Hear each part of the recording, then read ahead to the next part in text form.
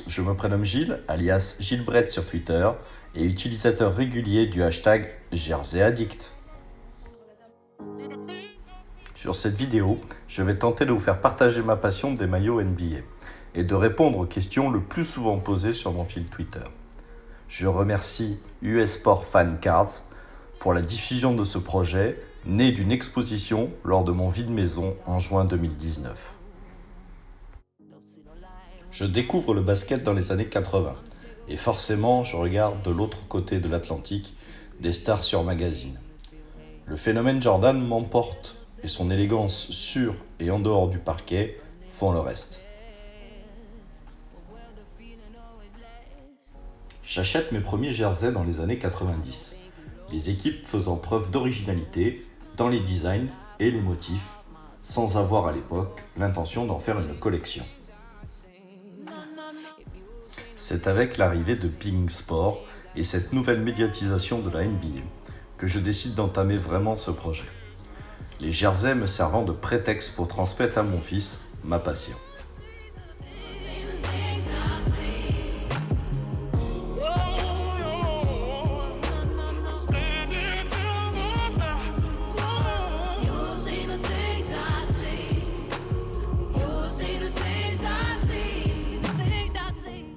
Depuis, je recherche, je chine, j'écume les boutiques à la recherche des pièces qui me rappellent des souvenirs. Et j'ai naturellement dérivé sur les nouveautés, comme sur les nouveaux maillots Nike de cette année que vous avez sous les yeux. L'autre virage de la collection sera l'achat pour un ami d'un maillot dédicacé, où je découvre, outre-Atlantique, un véritable business sur ce type de produit, une véritable industrie, et je commence à m'intéresser au domaine.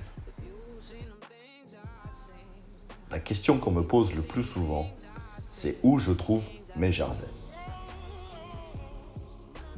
La réponse est un petit peu partout, mais aussi, on y pense peu, en France, grâce au site All Star Shop, qui m'a déniché quelques pièces rares, et notamment pour l'anniversaire de mon fils, le jersey de Isaiah Thomas lors de sa magnifique saison à Boston. J'utilise bien évidemment tous les sites de revente en ligne que vous connaissez bien, de type Amazon, Vinted, eBay, Basket Store en France pour les jerseys classiques, le NBA Store bien entendu, Basket for Ballers, tous les sites sur lesquels on peut avoir accès assez facilement à des jerseys. Mon petit truc en plus, des gens sur place, notamment en Angleterre et aux États-Unis, qui me permettent d'écumer les boutiques spécialisées et de me trouver des pièces rares. Parfois même, nous achetons des lots de jerseys un petit peu à l'aveugle pour nous permettre de gagner un petit peu sur les prix. Néanmoins, attention, si vous lancez dans ce genre d'opération, il faut avoir des connaissances en importation et en dédouanement pour éviter notamment certains frais très importants. Il ne faut pas oublier que certains joueurs ou proches de joueurs ont des associations et la vente de jerseys leur permettent de financer leurs actions. C'est le cas notamment sur mes jerseys français de Nicolas Batum ou de Rudy Gobert. Une autre question qu'on me pose régulièrement, c'est concernant la véracité des jerseys et de leur signature. La plupart des jerseys que je possède sont certifiés par de gros organismes, type Beckett, GSA, AAA, qui sont reconnus dans le monde de la dédicace pour leur sérieux.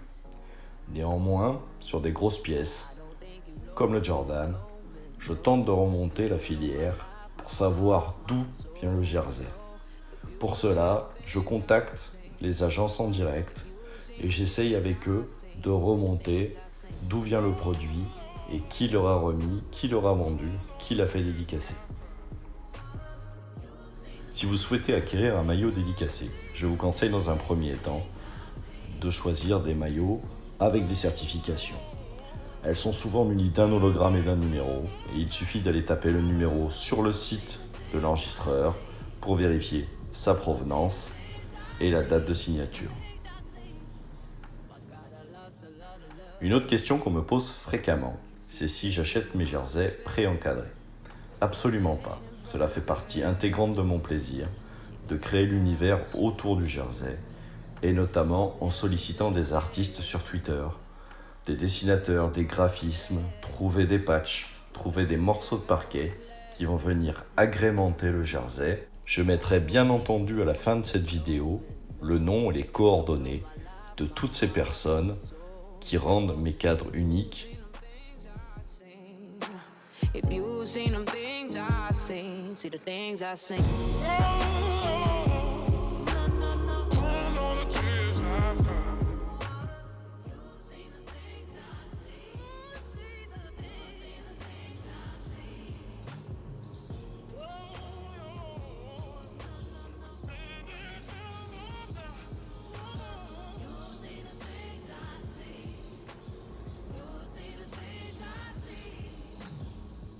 Par exemple, sur le jersey de Tipeee, je voulais vraiment des choses exceptionnelles.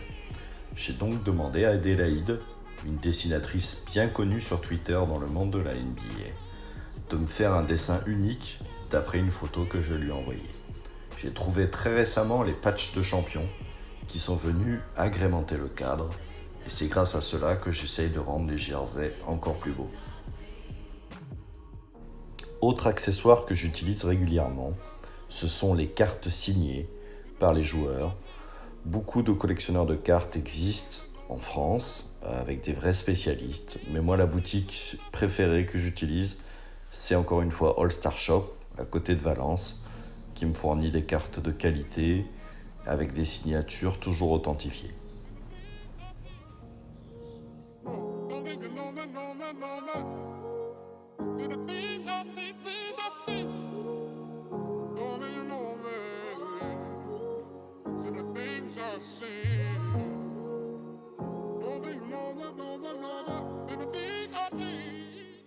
D'autres objets viennent renforcer la collection, et notamment des créations de Morlax en bois concernant des logos d'équipe. Vous avez compris que mon équipe préférée était sûrement les Pacers en voyant les photos sur Twitter, mais aussi pour mon fils du Miami. Des photos rares, exceptionnelles ou en vente libre, avec toujours la thématique forcément de la NBA, et aussi des planches tirées des simples exemplaires créés par des internautes qui me permettent d'avoir vraiment un univers complet autour des jerseys. Les cadres proviennent d'un site français qui s'appelle cadremaillot.fr et qui, d'après mon expérience, sont de la meilleure qualité par rapport aux autres sites. La collection ne cesse de s'agrandir, voilà notamment les dernières acquisitions dont je n'ai pas encore tout encadré. Ça viendra sûrement avec le temps.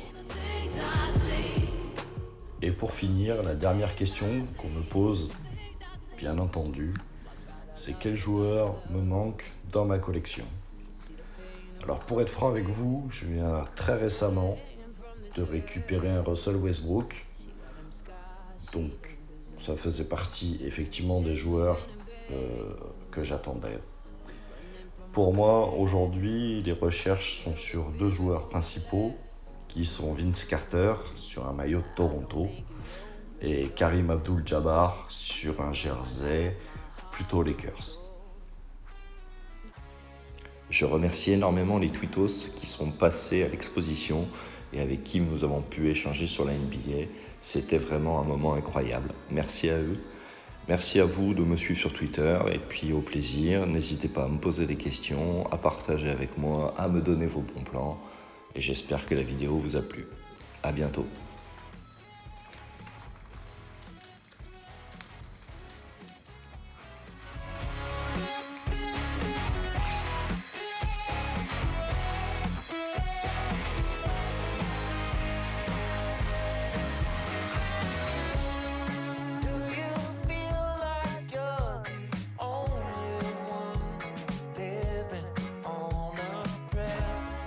Have you ever tried to love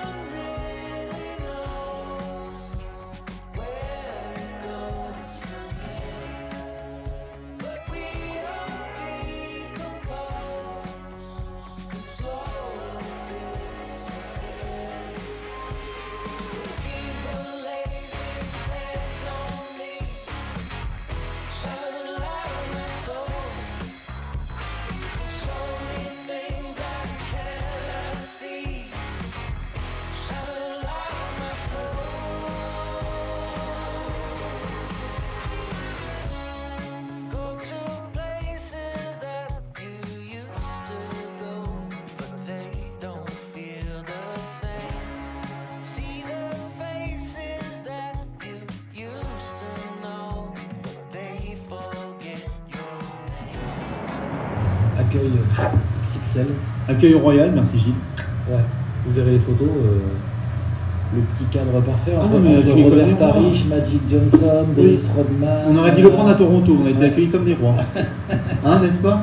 Non, c'était très cool. En tout cas, la bise évidemment aux Palois et Paloises qui sont venus, nombreux, il y en a qui étaient d'autres, même d'autres villes. Hein, Ouais. qui sont venus un peu Beaucoup de fans des Celtics, ça doit être le vert. Ouais, le vert, je pense. Ça doit être le vert. Jean Lannon, hein. n'est-ce pas? C'est l'élan celtique, Ouais. l'élan de Boston. Exactement, et puis peut-être qu'on reviendra avec d'autres éléments par la suite. Ouais, exactement. Eh ben, merci à vous. Yes. Ciao.